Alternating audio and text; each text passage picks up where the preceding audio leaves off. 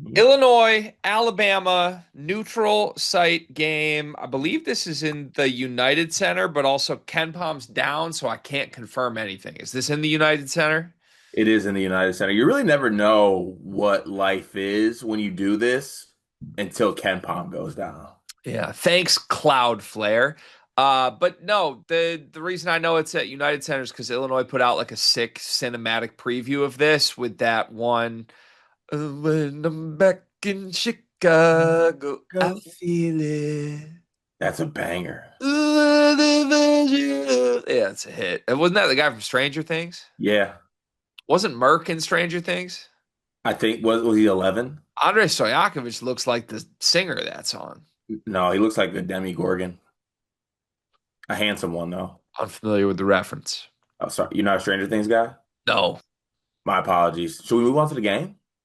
Yeah, although now I know I want to compare someone to Millie Bobby Brown, but I don't know who in this game would be appropriate to do that with. So yeah, we should probably move on. Alabama, interesting spot for Alabama because I've made reference of this in other videos in the non-con thus far. I think they have the hardest schedule in the country. And I don't think anybody's really giving them credit for it. Obviously, they're going to play in the SEC. The SEC's loaded with good teams, but man, they've gone St. John's, Purdue, Illinois, Gonzaga after that. They have Arizona, Clemson before the end of non-con. It's a lot. And Alabama, I think, was rolling through the St. John's game. I think it was reasonable to expect at some point they don't have an A game performance. Purdue got them. Kind of desperate early game for Purdue. Spot wise, this is interesting because it's a bounce back spot for Bama. They've had a week to prepare for this, but you are on the road in Illinois' home state, Hmm. but it's a neutral game. It's not a state farm. And you look forward, they got Gonzaga next, right? Like the losses could stockpile for Bama unless they really do deliver a good game. On the flip, you've got an Illinois team that is still banged up, is riding really high right now, and probably should win this game in their home state. So I don't know. Maybe I'm spoiling where I'll get later in the video with this, and we still got to talk through this. I don't know what I'm going to predict, but I think the spot favors Bama just from like we're going to be the team with a sense of urgency game here in what should be a really high level entertaining game. Do you agree with me on that? So I just want to make sure I'm on the same page. You said that Bama, you like their spot better because there's a sense of urgency not to drop back-to-back games with the Yeah, game at Gonzaga on the horizon I think in or general, versus with two Gonzaga. like top 10 to 15 teams, the team that feels they need this one more is usually the spot to go to. I would point to that with Purdue, Alabama last week. I think Purdue felt they needed it. They were like bumped out of number one. They had the shitty game against Kentucky in the exhibition. They were like, we've got to deliver at some point. Meanwhile, Alabama was kind of like riding hot, like, damn, we might be really good. It's the exact opposite here. I think Illinois is riding high, like, wait, damn, we're really good. Let's see. And I think Alabama's probably coming into this game with 6 days of prep, fully healthy, kind of needing it.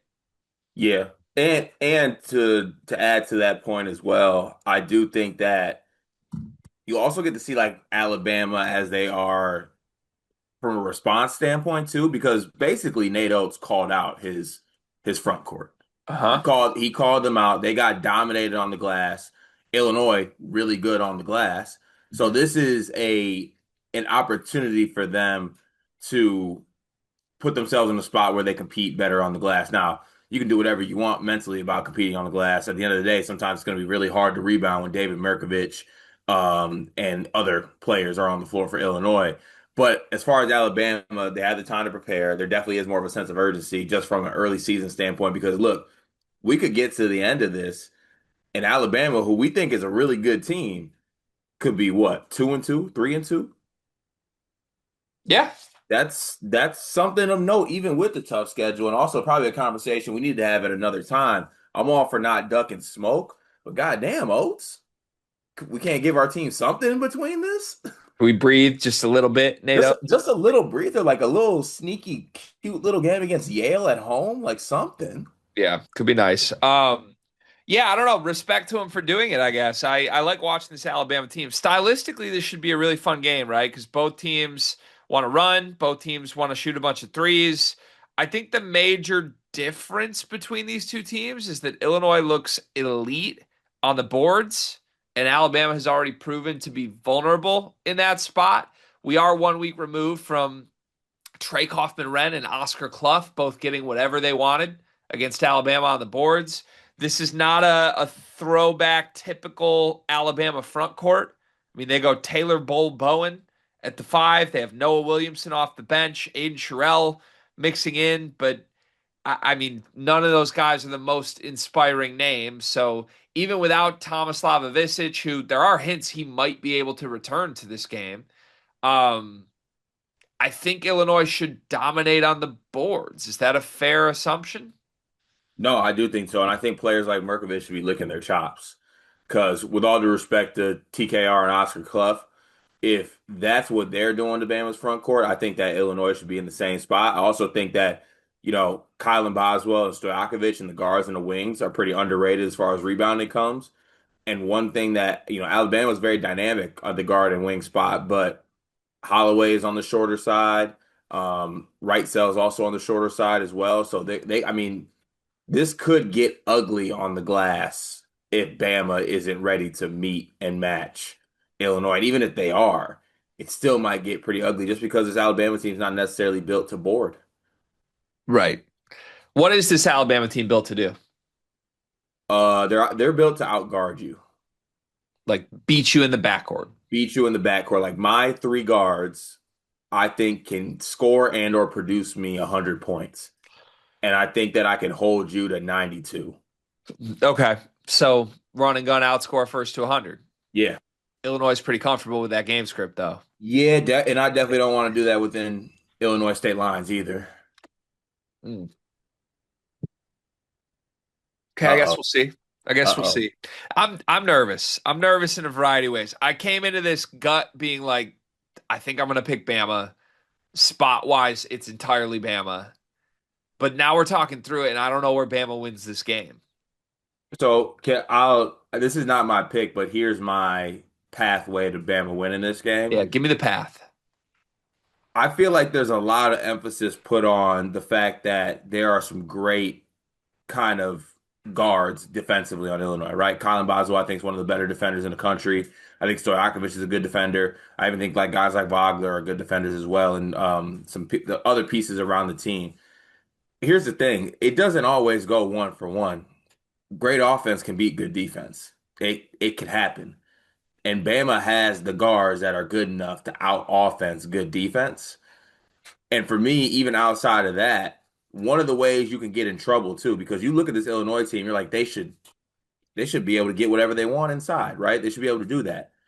St. John's could have said the same thing. It's sometimes you can get caught up in playing Bama's game, and then all of a sudden you're like, oh shit, going Bama for Bama is not really what I want to do. You find yourself down, and then it's tough because even as you fight back, all of a sudden you're playing good D. Aiden Holloway hits like a 30, 40 footer, or LeBaron Philon gets to the key and lays it up. So I just think there's a world where Bama's guards are just able to be better offense, like good D with better offense. Yeah, except this is how high I am on this Illinois team. Even when I come into a preview being like, oh, I think it's the other team's night, I talk myself out of it as we start to get into matchups because you're going through this. Yeah, Bama's guards. They want to win with their guards. They have great guards. They can bomb you from three. They can jump on you early. Maybe you run away with the game. We're talking Philon. We're talking Holloway. Would you lump Houston Millette in there or no? Not necessarily, but I throw right cell in there. Yeah, okay. Okay. I'm gonna just call it Holloway and Philon. Is that fair? Hmm.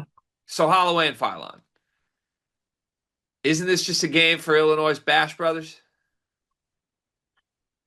You talking about Talking about the Twinskies. the tw- oh the Avisages? Talking about the two lockdown perimeter defenders.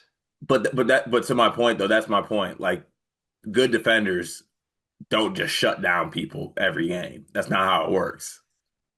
Kylan can. Kylan can. I believe in Kylan. Like I said, Kylan's one of the best defenders in the country.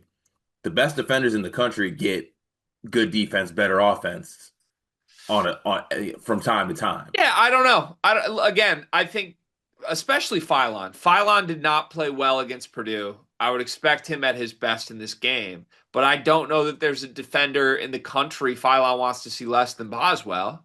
I think you stick Boz on Phylon, and I think you use 6'7" Andrei Stojakovic on Holloway.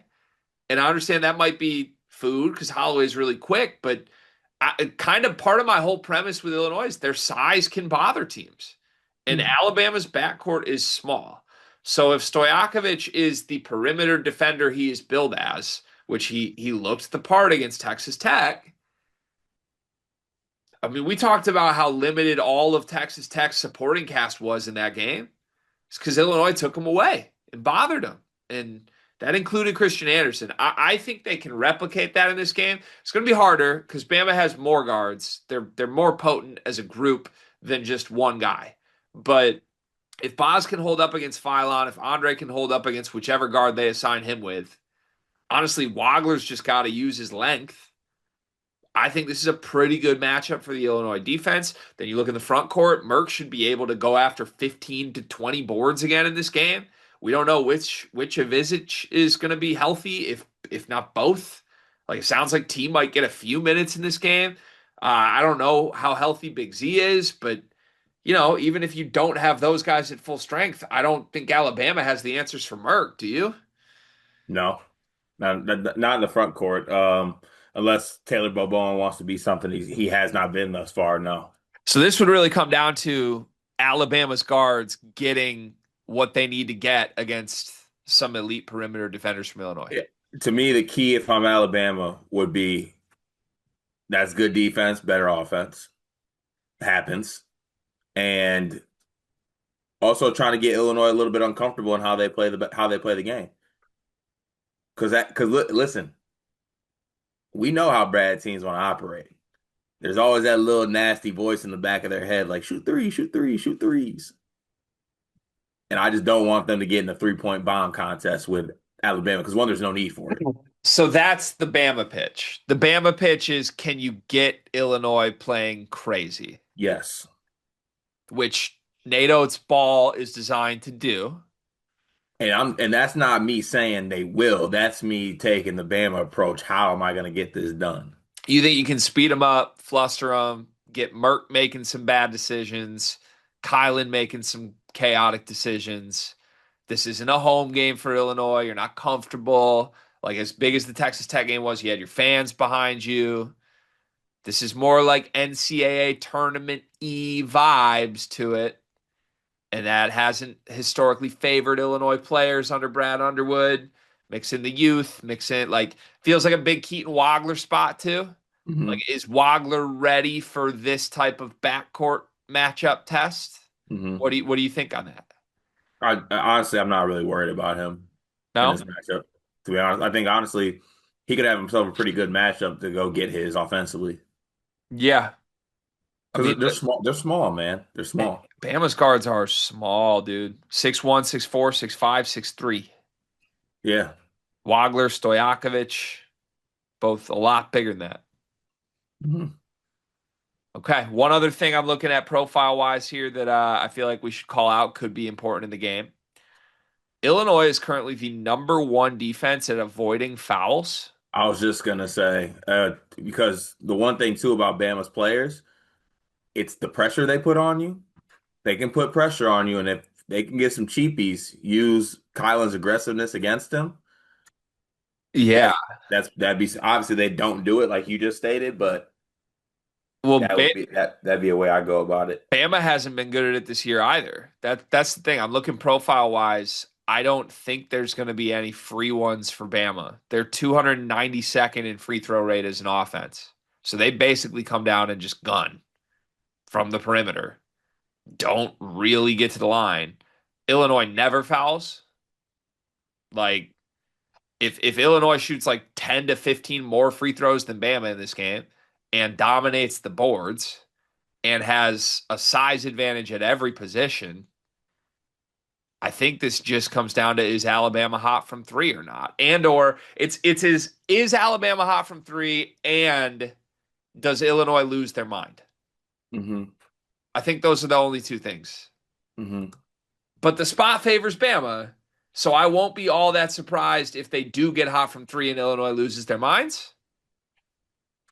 You got anything else before we get to a prediction? It's back, Greg. What's back? Palm's back. Huh? Ken Palm's back. Ken Palm's back? Back, man. Let's go. Yeah, let's go. He's It's back.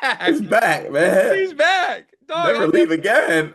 I didn't think you were ever going to be an analytics guy again, but here we are, Cart. You're crying over Ken Oh Palm. man, damn! For that 7 minutes, my team wasn't 33rd in the country.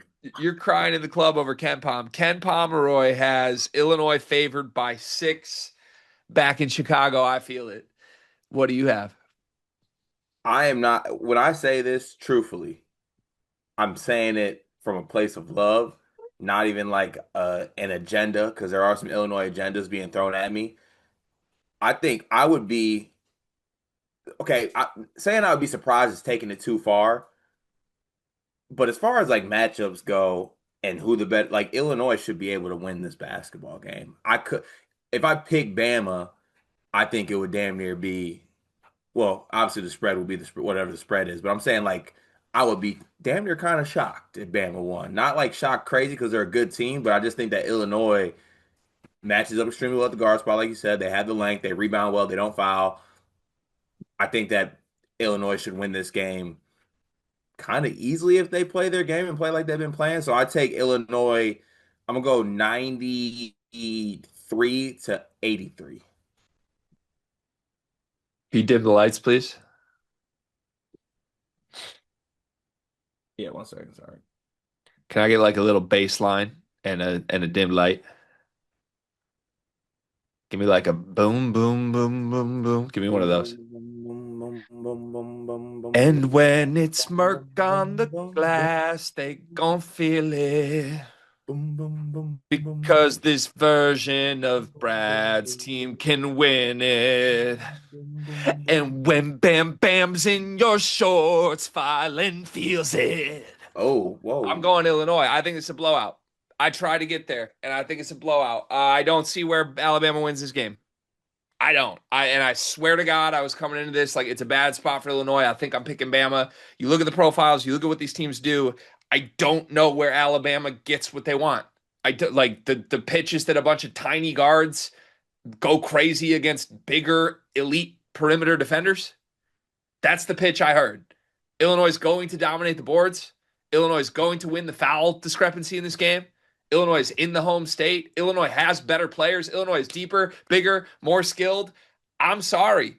I don't see it. This Bama team just lost to Purdue at home, and I think Illinois is better than Purdue. So if I'm wrong, I promise I'll discuss it. I will say this. I think there's Illinois fans that think I'm setting the bar way too high. And the moment that I'm wrong on this, they have a bad game, I'm going to come crashing down. I'll give credit where credit is due if Alabama wins this game. I don't think my thoughts on Illinois are going to change. I don't think it's going to be a crazy, shocking travesty if Alabama wins. Again, the spot favors Alabama, but I think so highly of Illinois that I think the matchup advantage is here. So give me Illinois in a statement win.